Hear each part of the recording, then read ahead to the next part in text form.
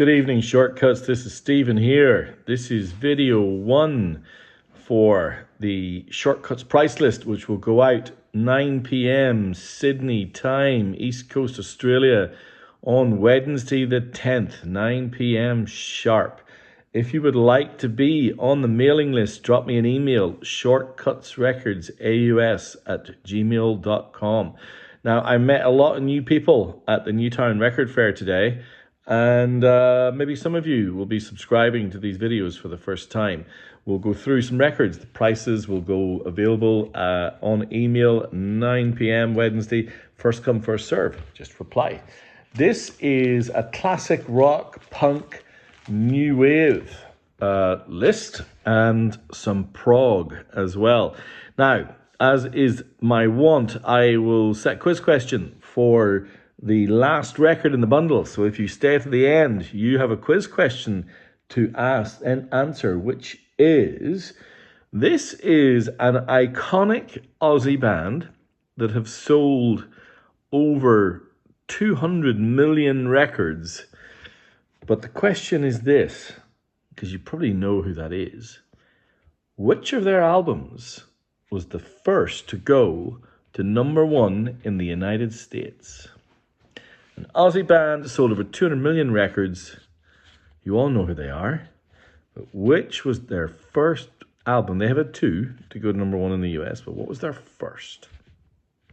That's the last record in tonight's list. All right, I was debating on what to start off with because I've got, I think, maybe a little bit more of an obscure list than is typical. But a lot of these are records that I love. And so this is very much on my taste. So if you don't like this list, that is because you don't like my music. But that's okay. I am going to start with this. This is Aphrodite's Child. The album is 666, the number of the beast. What an album this is. So, earlier on this evening, I was talking to a friend of mine. His name is Charlie. And a while ago, quite a few years ago now, we were playing some music to each other. Isn't that one of the pleasures of life? When a friend, someone you know, plays you a song that you've never heard and it just totally, you just go, wow, that is awesome. What is that? The track that he played me is track 4 of this double album, and it is called The Four Horsemen. It is like, I don't know, it's like what happened if Led Zeppelin bumped into a Greek philosopher who had some musings on St. John's Gospel of the, or Book of the Apocalypse. It's so out there. This whole album is based on that biblical book written by St. John that I just quoted. It talks about the beast and lots of biblical references, and it's very dramatic. It's got this tremendous prog, kind of backbone, but every so often its Greekness just comes through. And what's amazing about this, the lead singer is Demis Roussos, but the musical genius behind the record is Vangelis, who went on to, of course, produce soundtracks. You might not love the soundtrack to Chariots of Fire, but you might well love the soundtrack to Blade Runner. This guy's a legend. So there's a guitarist and a drummer, then they formed the band. The guitarist in this band is phenomenal. What's his name? Silver Coloris. He is amazing. The guitar breakdown at the end of The Four Horsemen, it is like, what if Jimi Hendrix played prog rock? And it also, to me, because it's so rhythmic in how it plays, it also reminds me sometimes of John Squires, the Stone Roses, and it has influence. Anyway, it's just it's a mad record. I don't know how else to describe it, but it's endlessly entertaining. You know, you might think that the Lemon Song, no, not the Lemon Song, A Whole Lot of Love by Led Zeppelin has the greatest, let's call it fake orgasm. That's until you hear side 4 of that record. I can tell you, it's something else. I love it. Aphrodite's Child, 666. An easy lead off record. It's bloody great. Well, let's bring down the mood a little bit. One band who you could not call cheery is this band, Bauhaus. Now, this is their 4th album, Burning from the Inside. This was a difficult record for this band to make. Their lead singer, Paul, was hospitalized with pneumonia, and the 3 musicians, guitar, drum, and bass, wrote the songs in his absence, and in some cases end up singing the songs in his absence. The band fell apart before this record was even released, and those 3 musicians went on to form Love and Rockets. Also a great band, and not as good as Bauhaus though. So this is they kind of dredged up some earlier songs that hadn't made the cut, wrote some of their own, and it's a really interesting. It is not as dark and gothic as some of the other Bauhaus records. That's the Inner. But you know, if you've got a song called "Who Killed Mr. Moonlight," you're not cheery. It's not cheerfulness and light. But it's there's a Japanese first press. It's got that really doomy guitar sound, with chugging bass. When it hits its heights, it's as good as anything Bauhaus ever did, and they are one of the most influential bands of the 80s, without question. Great record, Japanese first press, Burning from the Inside, Bauhaus. Talking about influential bands, this band, I got 2 punk records in a row. But I guess I'm not sure if this first record that I'm going to tell you about or talk to you about is a punk record. I don't know. This is a very interesting and unusual band. This is the New York Dolls. And this is their 2nd record, Into Much Too Soon. Now, the self-titled first New York Dolls album is, to most critics, their best, and it was produced by Todd Rundgren, and there's many a thesis that it was the first punk record. But this band never really had the commercial impact that you might think. So after a couple of years, they went back into the studio in 1974, and this time the producer was a guy called Shadow Morton, who had produced, you know, acts like the Shangri-Las and others. So much less about let's explore kind of, Rundgren had a very different style. So this record sounds a lot cleaner. It sounds a lot more like a rock and roll record. Johnny Thunder's guitar is pretty awesome on this. They round out the sound with female backing singers. And so therefore, if it's weird, if you remove the female backing singers from some of these songs, it is not a million miles away from the Sex Pistols, which did not arrive for another 3 years. But with the backing vocals, it sounds more like a rawer, punkier Rolling Stones. And the other kind of touchstone that's used with the New York Dolls, and a lot of that's to do with their image, was that they were kind of glam. And you can kind of almost, that's not a million of miles away from Mark Bolan, is it? That's David Johansen, and he is not the best singer in the world, but he has a bucket load of attitude. It's a really interesting record. Chatterbox, for example, is the guitars on Chatterbox are awesome. The final track, Human Being, has this great kind of chuggering guitar sound. I really like the lyrics on it. And then it breaks into this saxophone piece. Stranded in the Jungle sounds almost exactly what the name is. It's got this kind of, rhythmic Tarzanic beat, and it's just bizarre. And so they're such an odd band. Look at that great label too. I don't know if they're punk, but they're worth listening to. Now, these guys are 100% punk. This is a concept record in many ways. Look at this sleeve.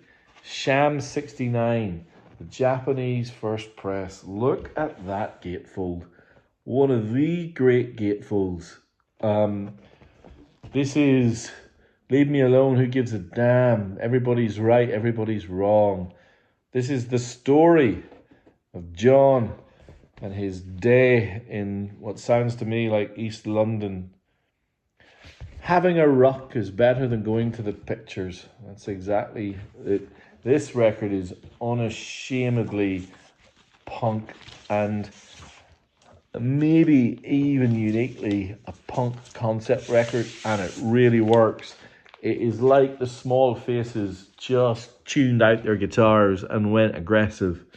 So you've got, very garagey songs, blistering beats, kind of everything's over before you know it. It's turn it up and just, it's wild.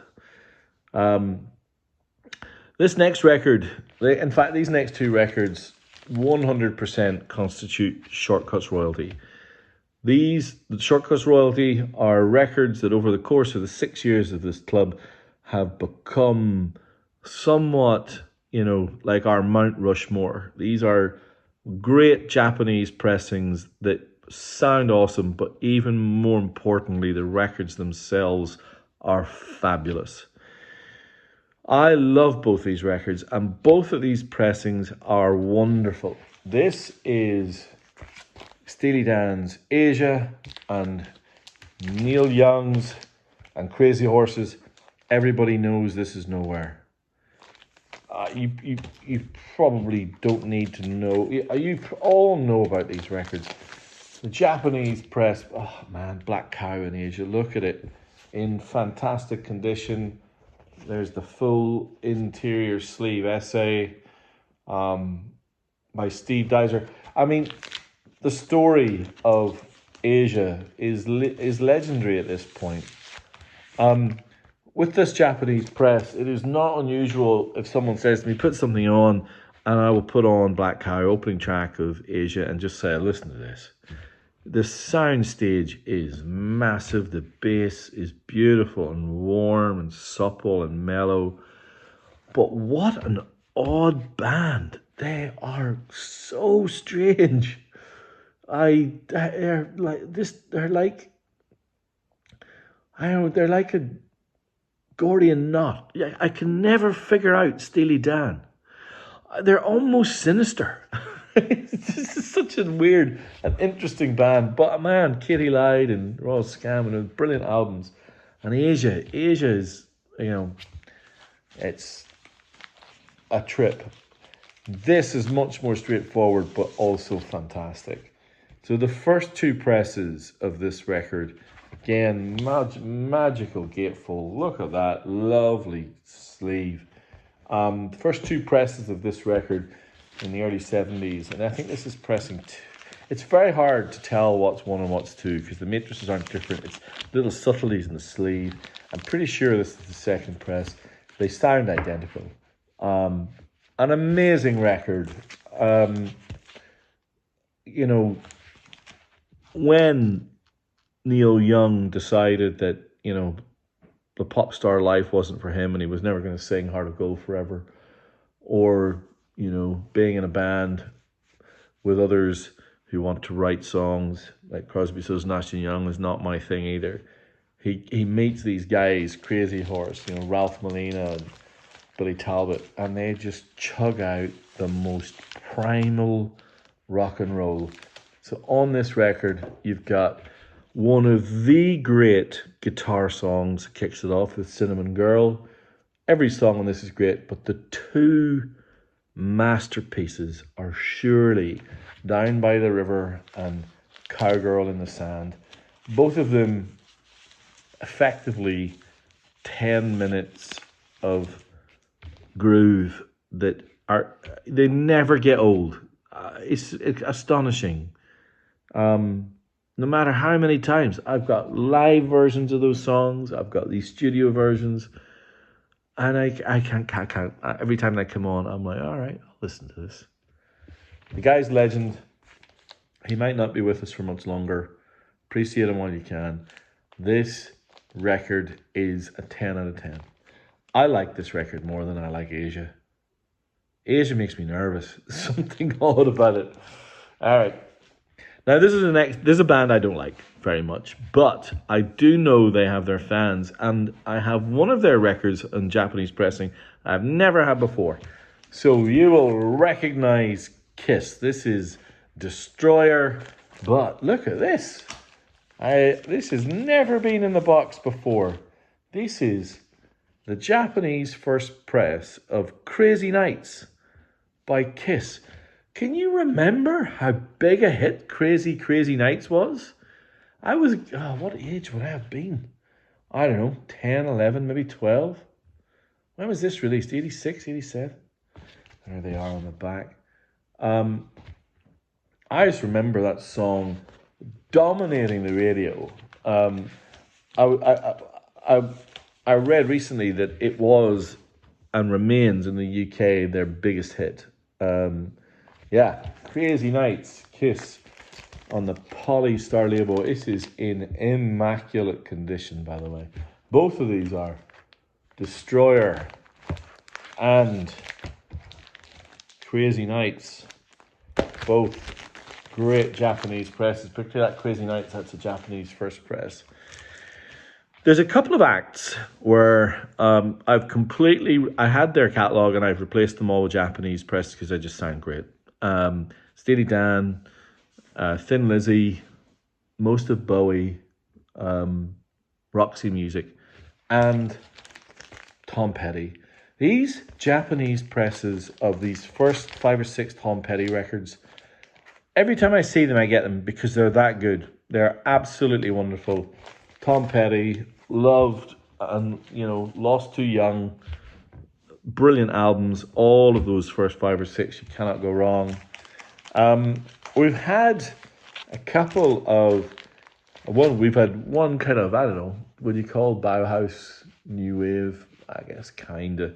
But we got the real thing here now. So new wave, this British phenomenon where the cold sound of a synthesizer met the first, and synthesizer not just in terms of swathes of sound, but also synthesized drum beats and typically male voices, really influenced by David Bowie's Low, became inexplicably in some ways massive chart successes in the UK.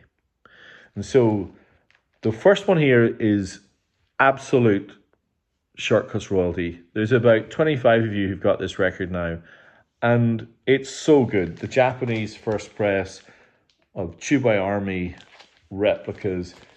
Effectively, as we all know, Gary Newman. I love the back sleeve. Look at that. It's absolutely gorgeous. But it is all about Our Friends Electric replicas. I Nearly Married a Human. Super bleak, singular vision. Really, really, really cold, synthesizer driven. You can see almost the sleeve gives you a sense of the record. That is not to say it's not awesome.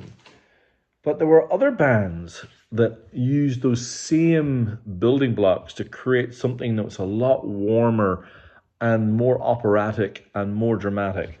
And Vienna by Ultravox is probably the greatest single. But for my money, a great album along those lines is the album that Midure and Ultravox released after Vienna, which is Rage in Eden. This thing is so dramatic. Midure kind of, I don't know how and where he became somewhat of a kind of joke, I don't know. But you listen to this album, he's an amazing singer. We know that. Listen to Vienna. He's also a great guitar player. And what kind of allows this to stand out from Depeche Mode or Orchestral Movers in the Dark is the guitar playing. This is a really, really fine record and very undervalued. And its Japanese first press with Obi is great. Okay, I've got a few classics to go and then I'm going to answer the quiz question. You've heard me talk about this band before. I just got a wonderful copy of Budgie's In for the Kill. Think of Budgie as the riffage of Black Sabbath mixed in with the complex song structures of King Crimson with a little dash of the bass and drum kind of pyrotechnics of Rush. And that gives you Budgie.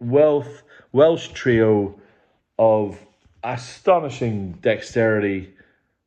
A little bit of Zeppelin in there too. Burke Shelley on vocals and guitar. You will hear Geddy Lee style vocals, high pitched.